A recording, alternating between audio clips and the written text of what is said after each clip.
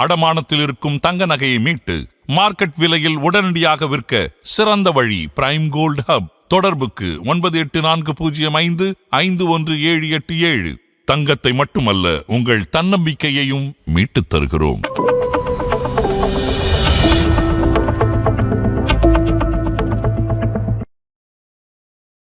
It's not about the opposite direction. Again இதை crowd பண்ணுறதுக்கு இருந்து ஃபில்டர் பண்ணி ஒரு விஷயம் பண்ணனே தவிர நான் க்ரௌடுக்கு ஆப்போசிட்டாக போகல. இதுதான் பெஸ்ட்டு இதுதான் பெஸ்ட்டுன்னு கிடையாது. நீங்கள் க்ரௌட் கூட சேர்ந்து போங்க, but all the time crowd பெட்டராக பண்ணுமா? பண்ணாது. என்னோட ஃபண்டு ரிட்டர்ன் நல்லா தான் கொடுத்துருக்கு, பட் யாரெல்லாம் உள்ளே வந்தாங்களோ அவங்க ரிட்டர்ன் நெகட்டிவாக இருக்குது. அப்போ எப்படி நெகட்டிவ் ஆச்சு? எப்படி சார் இங்கே பாசிட்டிவாக பண்ணுற ஒரு ஃபண்டில் இன்வெஸ்டர் எப்படி நெகட்டிவ் ஆகுதுன்னு பார்த்தா, entry time and exit time is matter.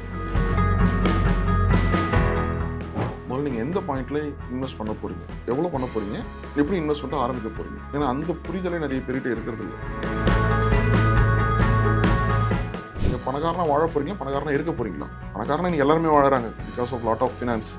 Card swipe பண்ணுங்க, ப்ரீமியம் ஃபோன் வாங்கிக்கோங்க, கார் வாங்கிக்கோங்க, பைக் வாங்கி, இதெல்லாம் நீங்கள் பணக்காரனா வாழறது. பணக்காரனா இருக்கிறதுன்றது என்னோட பேலன்ஸ் என்னன்றது.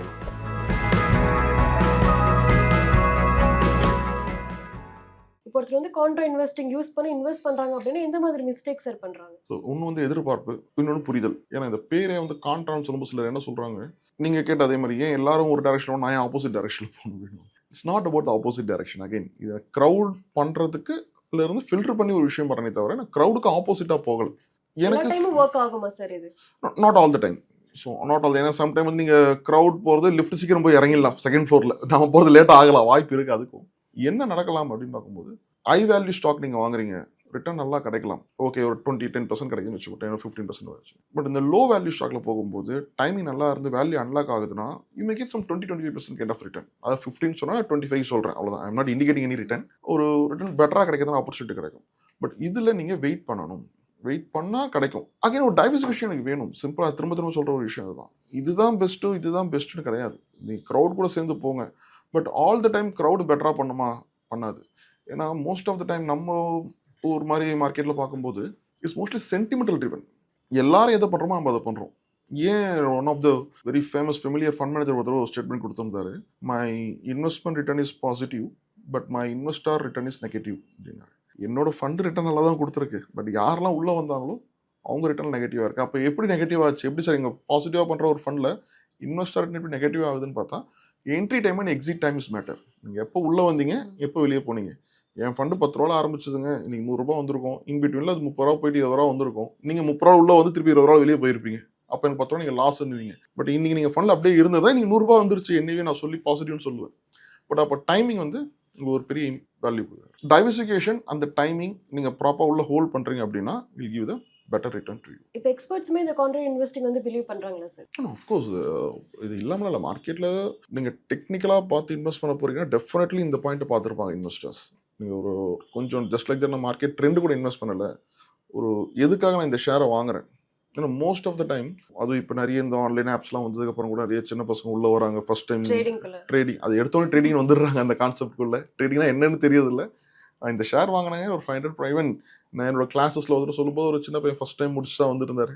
தெரியும் மொபைலில் பார்த்தா என்ன கேட்டால், இல்லை சார் ஒரு ஷேர் ஏதோ வாங்கினேன், 500 ப்ராஃபிட் வந்தது, வித்துட்டு வெளியே வந்துட்டேன். It's all purely trading. We won't advise. Exactly. இது வந்து நம்ம அந்த வார்த்தையை சொல்லலைன்னா கூட, நான் 100 ரூபா கொடுத்தேன், எனக்கு 150 ரூபா கிடைச்சிது, இட்ஸ் ஆக்சுவலி கேம்பிளிங். நீங்கள் ஏன் 100 ரூபா அதுக்கு கொடுத்தீங்க?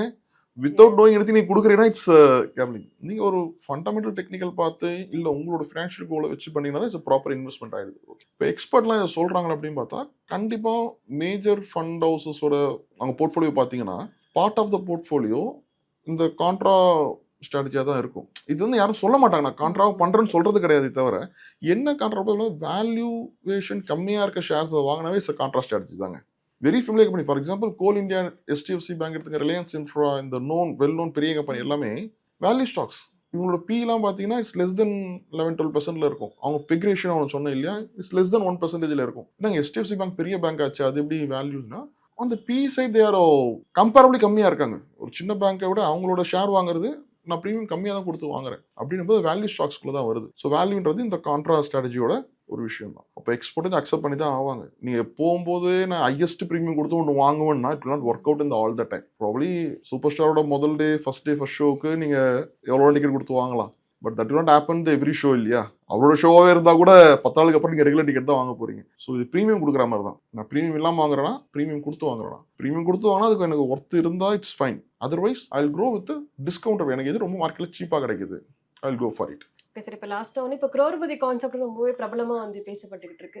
இப்போ வந்து ஒரு 30 வயசு நபர் வந்து மாசத்துக்கு வந்து ஒரு 35,000 ரூபாய் சம்பாதிக்காரு அப்படின்னா அவருக்கான ஸ்டெப் பிளான் என்ன சார்? ஸோ இந்த வகை இந்த ஒரு 35 இயர்ஸ் ஒரு இன்வெஸ்ட்மெண்ட் பிளான் போது முதல்ல நீங்கள் எந்த பாயிண்ட்ல இன்வெஸ்ட் பண்ண போறீங்க, எவ்வளோ பண்ண போறீங்க, எப்படி இன்வெஸ்ட்மெண்ட்டை ஆரம்பிக்க போறீங்க. ஏன்னா அந்த புரிதலே நிறைய பேர்கிட்ட இருக்கிறது இல்லை. நிறைய இந்த கார்பரேட் ட்ரைனிங்கில் சொல்லுவோம், ஆல்மோஸ்ட் எல்லாம் ஃபர்ஸ்ட் டைம் ஆகிட்டவங்க தான் இருப்பாங்க. எவ்வளோ இன்வெஸ்ட் பண்ண போகும்போது ஃபர்ஸ்ட் சேலரி கூட வாங்கியிருக்க மாட்டாங்க. Their first word sir commitment நிறைய இருக்குது சார்.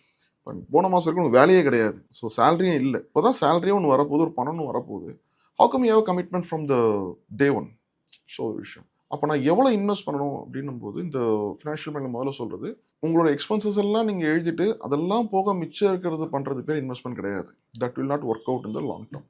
உங்களுக்கு எந்த விஷயம் ரொம்ப நல்லா தெரிஞ்சிருக்குன்னு பார்த்தீங்கன்னா எக்ஸ்பென்சஸ், சேவிங்ஸ் அப்படி எடுத்துங்க, இன்வெஸ்ட்மெண்ட் எடுத்துங்க.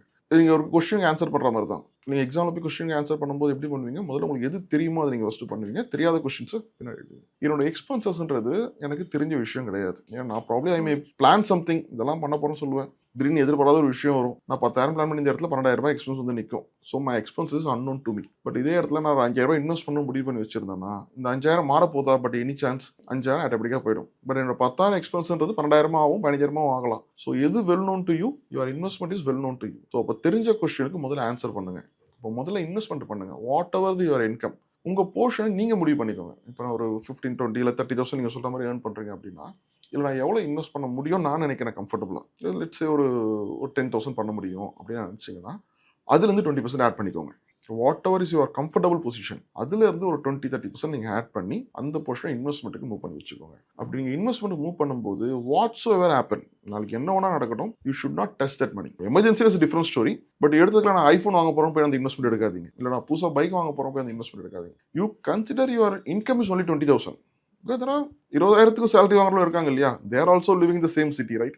அப்போ 20,000 சேலரி இருக்க முடியும்னா 30,000 நீங்கள் வாங்குறீங்கன்னா 10,000 இன்வெஸ்ட் பண்ணிட்டு 20,000 it's my income. You plan accordingly. அதில் அந்த 20,000ல் you will have a luxury life. என்ன முடியும் பண்ணுங்க. இந்த 10,000 இன்வெஸ்ட்மெண்ட் பண்ணுங்க and go for the long term. இப்போ நான் 10,000 இன்வெஸ்ட் பண்ணுறாங்க, இதில் ஒரு பெரிய காம்ப்ளிகேஷன். நாங்களே எங்கே இன்வெஸ்ட் ஆகிட்டே பார்க்கலாம் சார். ஒரு 3-4 மாதம் போட்டுட்டு சார் என்ன சார் ரிட்டர்ன் அப்படியே இருக்குது.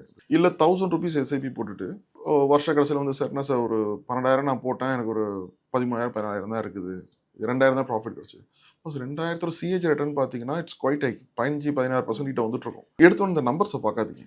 பிகாஸ் இந்த இன்வெஸ்ட்மெண்ட் பார்க்கும்போது 50% இஸ் அ நம்பர். நீங்கள் எத்தனை % ரிட்டர்ன் கிடைக்குதுன்ற ஒரு விஷயம்.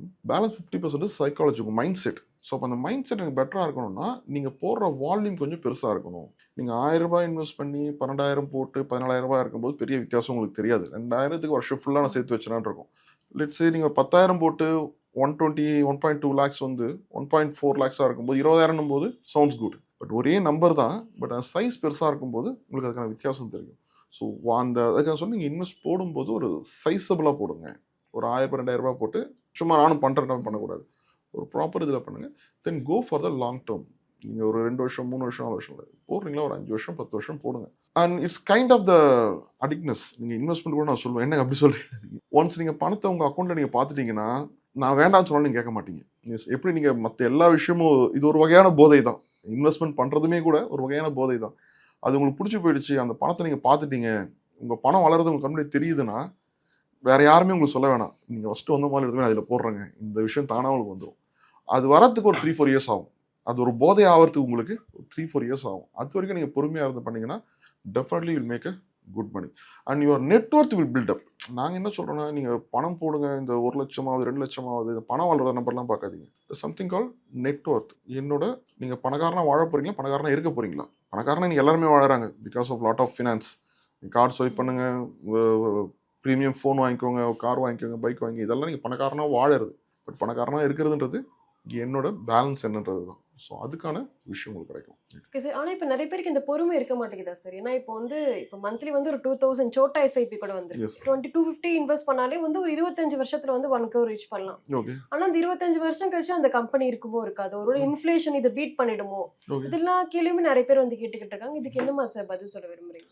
ஸோ இது நமக்கு அந்த மெச்சூரிட்டி வரணும். இன்னொன்று, நம்ம ஒரு ப்ராப்பரான அட்வைஸ் வழியாக இன்வெஸ்ட் பண்ணுங்க. பொதுவாக நாங்கள் இந்த ஆன்லைனை அட்வைஸ் பண்ணுறதில்ல. என்ன ஆகுதுன்னா, நம்ம கிளைண்ட்ஸை பொறுத்தவரைக்கும் ஃபஸ்ட் டைம் வராங்க. Most of the investor first time coming to the market. அவங்களுக்கு எடுத்துன்னு ஒரு நெகட்டிவாக ஏதாவது ஒரு விஷயம் நடக்கும்போது இந்த விஷயமே தப்புன்ற மாதிரி வெளியே போயிடுறாங்க. ஸோ இது அப்படி கிடையாது. சில அப்ஸ் அண்ட் டவுன் இருக்கும். பிகாஸ் வி ஆர் இந்த இண்டஸ்ட்ரி ஃபார் லாஸ்ட் 20-25 இயர்ஸ். இதில் வந்து ஒரு 6-7 தடவை இந்த அப்ஸ் அண்ட் டவுன் சைக்கிள் பார்த்தோம். ரொம்ப நம்ம 2008 ஒரு கரெக்ஷன் வந்தது மார்க்கெட்டில். மார்க்கெட் வாஸ் 20,000 சென்செக்ஸ் அப்போ இருந்தது, 8,000 வந்தது. அப்போது உடனே அங்கே அந்த ட்ரெண்ட் இப்போ நம்ம அந்த கான்ட்ராக்ட் இதுவே லிங்க் பண்ணுறோம் இதில். அப்போ people are thinking that market 6,000க்கு போயிடும். I'm talking about Sensex, not Nifty. Sensex அப்போ 20,000 தான் இருந்தது, 8,000 வந்து உடனே 6,000 பேர் 4,000 பேர் எல்லாரும் பேசினாங்க. அப்போ யாரெல்லாம் இல்லை மார்க்கெட் மேலே போகணும்னு இன்வெஸ்ட் பண்ணாங்களோ அடுத்த 2-3 இயர்ஸ்லேயே டபுள் ஆயிடுச்சு பணம். இது ஒரு கான்ட்ராக்ட் கால் தான். ஏன்னா மார்க்கெட் கீழே இறங்கணும் போது நான் தைரியமாக கால் உள்ள வச்சுன்ற ஒரு விஷயம். பட் இன்னொரு விஷயம், இப்போ நீங்கள் கேட்ட கொஸ்டின் பார்க்கும்போது இந்த மார்க்கெட் கரெக்ஷன் 20,000லேருந்து 8,000க்கு போன மார்க்கெட் தான் இன்னைக்கு 80,000ல வந்து இருக்குது. ஸோ அப்போ 10 டைம்ஸ். எப்போ 2010லேருந்து 2025 வச்சுக்கோங்க, 15 இயர்ஸ் ரஃபாக எடுத்துங்க. 15 இயர்ஸில் உங்கள் பணம் 10 மடங்கு ஆயிருக்குது. It's a good investment. But இதுக்கு நீங்கள் டைம் கொடுக்கணும். இட்ஸ் ஆஸ் லைக் அஸ் நீங்கள் ஒரு விதை போடுற மாதிரி தான். நீங்கள் ஒரு மண்ணில் ஒரு விதை போடுறீங்க, என்ன பண்ணுவோம், டெய்லி போய் அதை எடுத்து பார்ப்போமா அந்த விதையை வளர்ந்துச்சா இல்லையான்ட்டு. விதை போட்டால் அது வளரணும். Unit to use. உங்களுக்கு எப்படி சில தேவைகள் இருக்கோ நமக்கு இருக்கோ, அதே மாதிரி அந்த விதைக்கோ அந்த பணத்துக்கோ ஒரு டைம் ஃப்ரேம் வேணும். அது ப்ரீத்திங் டைம் இருக்கணும். அந்த டைம் கொடுத்தா தான் அது மேலே வரும். நீங்கள் போடுற இந்த 1000 2,000 உடனே என்ன ஆச்சுன்னு எதிர்பார்க்காதீங்க. முதல் லாங் டேர்ம் ஒரு ஃபியூச்சர் எதிர்பார்த்து தான் போங்க. அப்ஸ் அண்ட் டவுன் நடக்கும். நீங்கள் நம்ம வெளியில் நடந்து போகிறது நீங்கள் ரிஸ்க் தானே. மார்க்கெட்டில் எது ரிஸ்க் இல்லையான்றது பணத்தில் மட்டும் கிடையாது. நான் இங்கிருந்து எது வெளியே போனால் ரிஸ்க் இருக்கா, ஆப்வியஸ்லி ரிஸ்க் இருக்குது.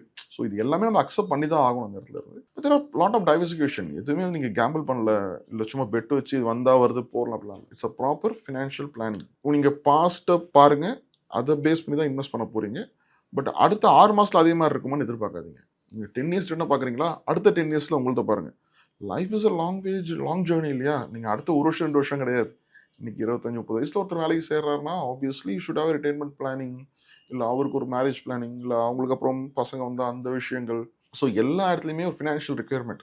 And once you have financial freedom, இது இன்னொரு பெரிய விஷயம். இது சைக்காலஜிக்கல் நிறைய பேர் புரியறதில்ல.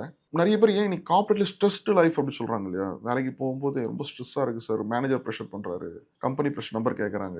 So it's pressures not from the corporate, pressures actually from your inside. ஏன்னா நீங்கள் வேலையை விட்டு போனால் அடுத்து என்ன பண்ணுறது உங்களுக்கு தெரியாது. அவங்க சொல்கிறது செய்யாமல் போயிட்டு வேலையை விட்டு அனுப்பிச்சிருவாங்களே, அப்போ நான் என்ன பண்ணுறது.